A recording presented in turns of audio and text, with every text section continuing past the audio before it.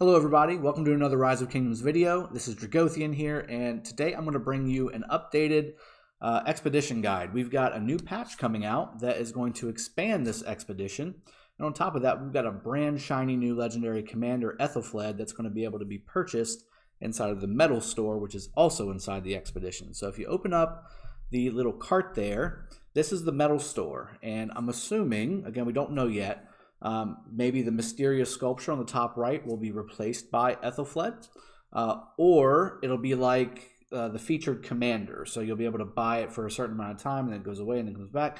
I don't know yet. It might be that situation too. We're going to have to kind of wait and see how it pans out. But I wanted to give you guys an updated guide on not only how to beat the expedition, which for most of you, you should have already kind of gotten here at this point if you've been playing for a decent amount of time. For those of you that are new, this will be very helpful for you to get through the different stages. And really what it boils down to is every 5 stage, so every 5 stages through the whole map, they're purple flags, and those are boss stages. So what you're going to want to do is just bring your biggest and best armies, and you're going to want to be able to tank down one particular troop. Because what's going to happen is, for instance, the 5, that's a Sun Tzu. The 10, I believe that's the Minamoto. And then it goes on from there all the way until level 70, which is Julius and Barca. And those are all T5 at level 70. And I think everything after about 65 is all T5. So I want to give you some strategies on the 2 different types that you're going to want to do. And then also, because we're going to be getting in the expansion and because we're going to be getting Ethelfled on the metal store, I want you guys to be getting a ton of metals, which at the top you can see I have 312,000. That's not a whole lot, especially considering I think the legendary commander is going to cost at least 2,500 credits per sculpture, and we need 690 to max. So with that in mind, let's go ahead and get started to it. So there's really two different types of maps inside of the expedition that you need to be aware of. One is where they split you. So basically what you need to have is 2 separate autonomous armies. And then the other ones are basically where you can either go all the way in a line, or it's just one target and you can go right to it, like on the purple flags. So let's start with the purple flag just to kind of show you what that looks like. Like I said, this is a T5 Julius Caesar. I believe it's something of 750 to 1 million troops, T5, which I wish I could have that in one army, but that's here nor there. That being the case, what you want to do, this is how you want to construct your troops. So, and this is true for any of the flags, but more so for the boss maps, because there's only one troop to deal with.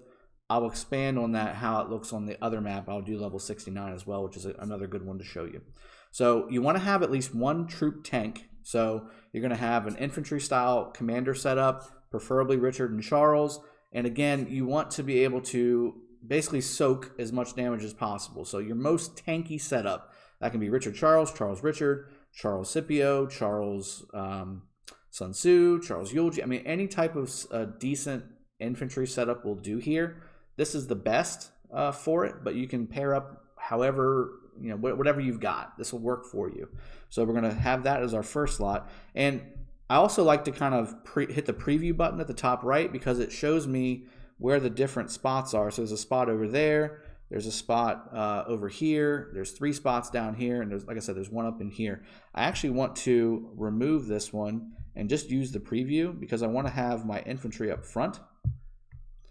I'd like to have my other tanky-ish group, which is infantry / damage.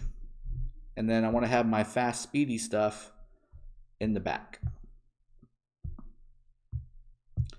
Now, I also would recommend doing some kind of a buff group. So a Joan Cleo combo or Joan Scipio combo would work really well here. Cleo will definitely help when it comes to the defense buff as well as a heal for all the troops. Joan buffs everything in a massive circle. So I'm going to go ahead and do Joan and Cleo here. This is kind of the tried and true. It's probably not the best from a single type of a single army type of setup, but when in combination with all the other stuff that I've got, and keep in mind guys, I've got full T5, so this is going to go pretty quickly, but for those of you that don't, you can still do it with T4. I promise you can. I've done it. When I did 70, I did it without T5 help. So let's just use Royal Guard just to make it to where they stay alive as long as possible. So once you've got your troops set up all ready to go, you can go ahead and hit start on the bottom right. Now this is level 70, guys, so again, this is a little bit different than your basic. It depends on where you're at. But what I'm going to do, obviously, is initially I'm going to hit with my infantry group, and then I'm going to double tap all of them and then crank it on in. Now, Barca has an AoE front attack, so you actually do want to position your troops as much as possible on the other side so that they don't get hit by that attack. Whoops. That's the other thing you're going to notice is the map is a little hard to do, but you can see I'm kind of mowing through him right now. This is a lot harder without T5, and then of course a lot harder without these max commanders doing all the work. But as you can see, there's tons of damage railing off. You want a ton of skill damage whenever you're dealing with the bosses, because you want to burst them down, and then you want to have a really nice tank group up front, just tanking the damage from the main commander, because all you're receiving on the outer edges is just counterattack damage. So as you can see, we just mowed right through that, and it's pretty straightforward. Now, you want to apply that same principle to the other types of maps. So if you go to map 69 and you do preview, as you can see, right, you've got two separate groups and you've got a timer on this thing. So you cannot expect to put everything that you want on the left side and then walk all the way around this bridge and then come attack these guys. It's just not going to work. You're not going to have enough time to do that. You're definitely not going to get 3 stars even if you did. So what you want is you want to have a tank group over here and a tank group over here, and then same principle, since there's 3 armies over here, I would do a damage group and a buff group, and then same thing over here, I would do a damage group. Now, the other thing with this is you want to really focus on AoE, so area of effect damage. That's going to be YSG, Mehmed, Sun Tzu, Kusunoki, Baybars. There's tons of them, right? You can pick whatever you want. But right now, I've got this set up with... this actually works because I've got Sun Tzu on this one here, which would be my tank group, and then I've got a YSG Mehmed.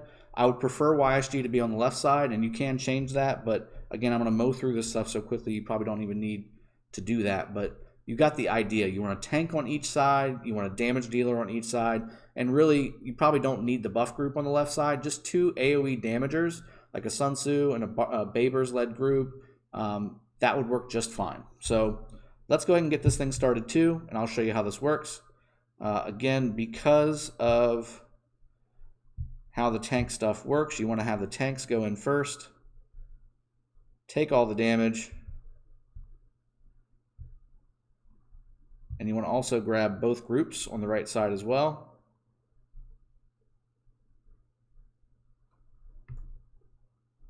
And then start working on both. So again, you'll see these guys over on the left. That is Joan's huge circle buff. And you see all the AoEs going off and really just kind of mowing through all that stuff. And then on the right side again, you see YSG going crazy on both groups here.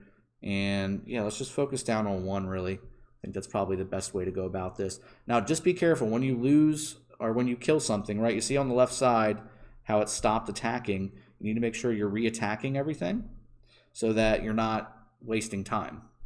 It's not like a barbarian where it just auto-attacks the next thing. If it was hitting you with something, it just stops in the expedition. So you need to make sure, like see over here on the right side, I totally missed it.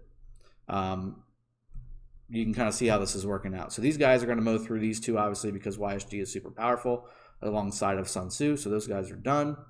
On the left side, we're taking a little bit more time just because, A, there was 3 groups over here, and B, I didn't use a 3rd damage group, which I probably should have.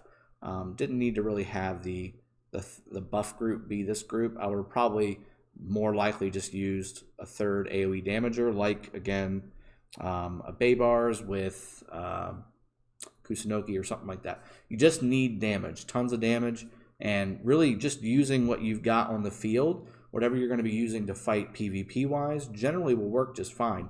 Now, if you want to really min-max this stuff just for expedition, which this channel is more about PvP and fighting and getting the best setups and things like that. But for Expedition, you do tend to want to use Peacemakers because you've got a lot of extra damage in the peacemaking talent tree for barbarians and neutral units, which that's what these are.